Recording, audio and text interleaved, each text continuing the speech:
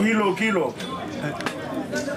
Cette consigne, le commandant de bord en avait rêvé. Le trafic reprend sur le lac Kivu après presque un mois d'interdiction à naviguer. D'habitude, on peut quitter Bukavu à 7h30, mais aujourd'hui, nous sommes partis à 9h.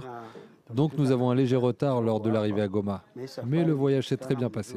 Sur le quai à Goma, l'emblématique bateau Emmanuel accoste sous le bruit des tenanciers du port. Le trafic reprend sous l'autorisation des M23 depuis la prise de Goma puis de Bukavu. Les rebelles soutenus par les troupes rwandaises ont le contrôle total du lac. Cette reprise est un soulagement pour Gisèle. Elle s'était retrouvée bloquée à 60 km de ses enfants. Je suis tellement contente. Je vais enfin voir ma famille qui est restée à Goma pendant les affrontements. Et moi, j'étais coincée ici, inquiète. Lorsque j'ai appris que le trafic reprenait, je me suis dit que je devais être dans le premier bateau qui relie Bukavu à Goma.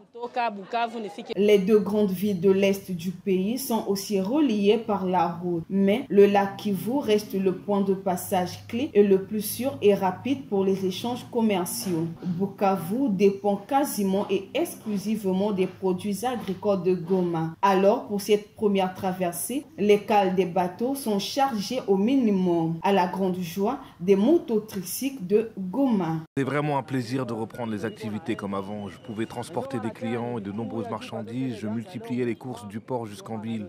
Les bateaux avaient arrêté de naviguer, ça me stressait parce que je travaillais moins.